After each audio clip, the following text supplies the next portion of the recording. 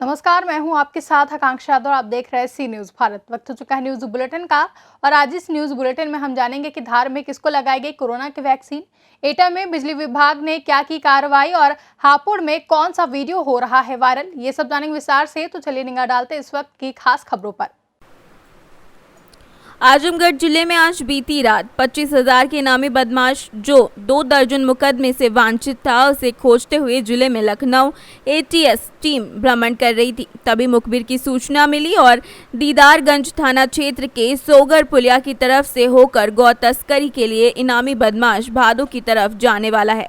Didarganj police team और Lucknow SDM team मौके पर पहुंचकर घेराबंदी कर ली।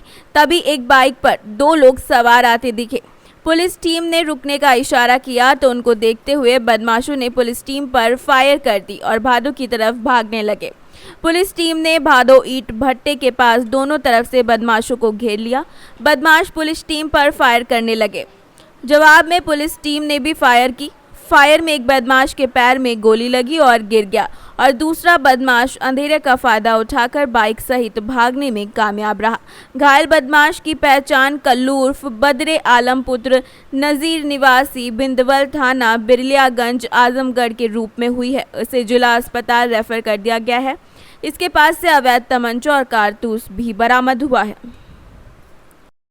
आज देर रात थाना दीदारगंज क्षेत्र की सोंगर पुलिया पर बदमाशों के साथ थाना बिलेरेगंज, थाना दीदारगंज और एसटीएफ की संयुक्त टीम के साथ मुठभेड़ हुई, जिसमें एक शातिर अभियुक्त जो कि कौकश है और इस पर लगभग 22 मुकदमे हैं।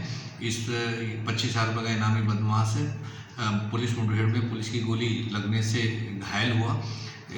इसके पास से तमंचा कारतूस बरामद हुए हैं। यह महाराजगंज से वांटेड था और इस पर 25,000 रुपये का इनाम मेरे द्वारा घोषित किया गया था। एक शातिर बदमाश है और गौकशी के लगभग 2 दर्जन मुकदमों में संलिप्त रहा है। इस पर गैंगस्टर एक्ट के भी मुकदमे हैं। ये जिला बदर बदमाश भी था और थाने का टॉप 10 बदमाश भी है।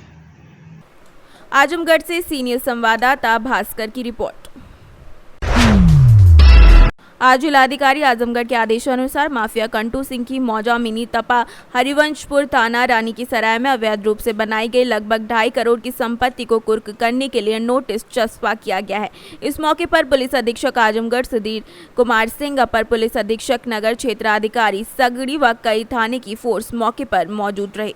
क्या है और सरकार द्वारा क्या है? देखिए, ये लगभग 450 स्क्वायर मीटर जो इन दुकानों के पीछे की जो भूमि है, ये कुंटू सिंह जो कि कुख्यात अपराधी है, उसने अपनी पत्नी के नाम से इसका बैनामा कराया था और ये जिलाधिकारी महोदय द्वारा ये प्रॉपर्टी कुर्क की गई है। उससे पूर्व में जहां हम खड़े हैं उसके ये दुकानें, ये सारी दुकानें लगभग 3 महीने पूर्व कुर्क की गई थी और उसी के क्रम में ये पीछे की जो 450 स्क्वायर मीटर ज़मीन है उसे कुर्क किया गया है 12 मार्च को और इसे आज भौतिक रूप से इसे कुर्क किया जा रहा है और यहाँ पर डुगडी की पिटवाई गई है कि इसमें इसे कोई, ये कुर्कशुदा ज़मीन है, इसे कोई ना ले और इसे कोई धोखे से भी इसे ना ले। तो ये सारी प्रक्रिया आज अपनाई गई है और कुंटू सिंह के खिलाफ अभी कुछ और जो उसकी प्रॉपर्टी है उनकी कुर्की की कार्रवाई प्रचलन में है। कुछ जो अवैध निर्माण है उनके ध्वस्तीकरण होने की प्रक्रिया अभी प्रचलन में है, कानून की प्रक्रिया में है और बहुत जल्दी उन सभी प्रॉपर्टीज पे कार्रवाई की जाएगी। अच्छा सर, इस कार्रवाई से क्या असर पड़ेगा और किस तरह के अपराधों पर रोक लगाने के लिए आपकी तरफ से? देखिए, ये लगभग बाजारी जो कीमत है इसकी लगभग 2.5 करोड़ रुपए है, जो कि वर्तमान कीमत है और इसे कुर्क होने से निश्चित रूप से अपराधी के ऊपर फर्क पड़ता है, क्योंकि ये सारी प्रॉपर्टी उसके द्वारा जो क्राइम है उसके पैसे से अर्जित की गई है और गैंगस्टर एक्ट में प्रोविजन है कि इसे कुर्क किया जाए, क्योंकि ये प्रॉपर्टी अवैध रूप से बनाई हुई है।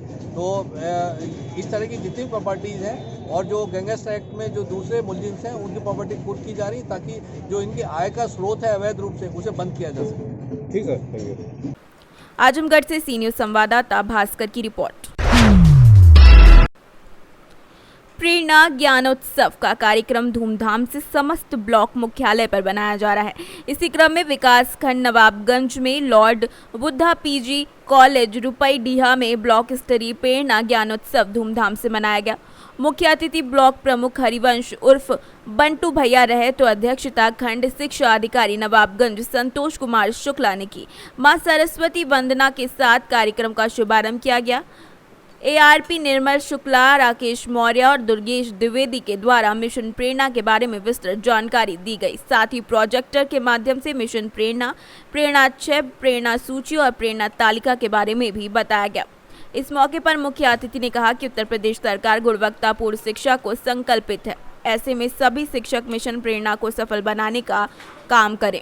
बहराइच से सी न्यूज़ संवाददाता संतोष मिश्रा की रिपोर्ट। विकास खंड गैसड़ी के क्लस्टर गौरव महिला प्रेरणा संकुल समिति का गठन कर आम सभा के कार्यक्रम का आयोजन किया गया, जिसमें 300 महिलाओं ने प्रतिभाग किया। उपायुक्त स्वतः रोजगार सूबेदार सिंह यादव, सहायक विकास अधिकारी जितेंद्र कुमार त्रिपाठी, जिला मिशन प्रबंधक अनिमेश श्रीवास्तव उपस्थित होकर महिलाओं को उत्साहवर्धक किया और संगठित रहकर समूह के पंचसूत्रों का पालन करते हुए समूह में रहकर आगे बढ़ने के लिए प्रेरित किया। साथ ही मिशन शक्ति योजना के अंतर्गत महिला सशक्तिकरण को लेकर विभिन्न योजनाओं के बारे में विस्तृत से जानकारी दी। बलरामपुर से सी न्यूज़ संवाददाता अनुराग श्रीवास्तव की रिपोर्ट।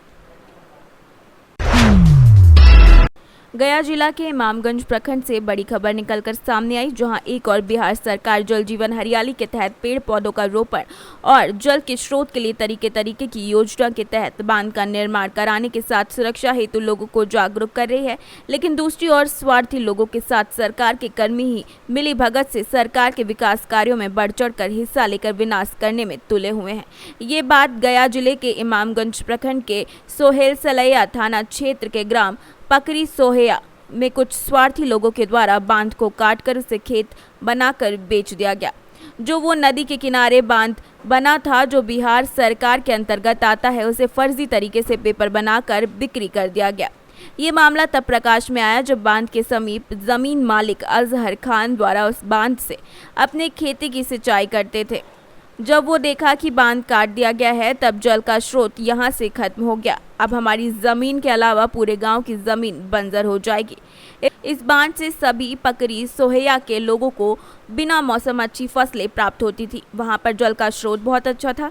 तभी उन्होंने इसकी सूचना स्थानीय अंचल को दी, लेकिन कोई असर नहीं हुआ। जिसके बाद वो लोग शिकायत में लिखित सूचना देने के लिए लोक शिकायत कार्यालय में पहुंचे और अंचलाधिकारी को बुलाया गया और जाँच के आदेश दिए गए।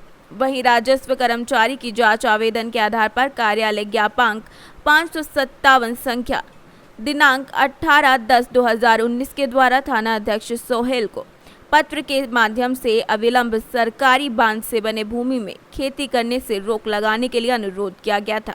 जिसके बाद थाना अध्यक्ष सोहेल द्वारा मौखिक रूप से बताया गया था कि उपरोक्त वर्णित सरकारी बांध से बने भूमि में खेती करने से तत्काल प्रभाव से रोक लगा दिया गया था। लेकिन आज तक विक्रेता और क्रेता पर इसका कोई प्रभाव नहीं पड़ा। उस पर क्रेता निर्भीक होकर हमेशा मौसमी फसल कर रहे हैं। आवेदनकर्ता का आरोप है कि सोहेल सलैया के वर्तमान थाना प्रभार में पुलिस अधिकारी दोषी व्यक्ति के प्रभाव में रहते हैं। इस कारण से वे मुकदमा करने के पक्ष में नहीं है। इसीलिए आवेदनकर्ता अजहर खान सरकार की भूमि को पुनः वापस कराकर बांध का निर्माण कराने के लिए जिलाधिकारी से मिलने की बात कह रहा है। सरकारी बांध था, इसको कौवल ने खेती कटवा के खेती बना दिया गया। अब हम लोग की खेती ना हो पा रही है। छोटू खान पहले सरकारी बांध था, इसको कटवा के खेती कर दिया। उससे जो है क्षति हो रहा, मतलब क्षति हो रहा। हम लोग को पानी नहीं दिक्कत हो रहा, इसलिए ये हम लोग को दिक्कत है कि बांध फिर से ये बना है। मकीबुल खान जो आप देख रहे हैं ये ढोड़ा है, इसी के सपोर्ट में बांध बना हुआ था सरकारी। इसको काट करके बेच दिया गया है और बेच करके इस बांध को ख़त्म कर दिया गया। हम लोगों की ज़मीन जो है बंजर पड़ी हुई है। पानी का हम लोग को सिंचाई खूब इससे मिलता था, अब नहीं मिल पा रहा है। ना कोई जोत कोड़ कहीं से कुछ नहीं, खेती मर जाती है।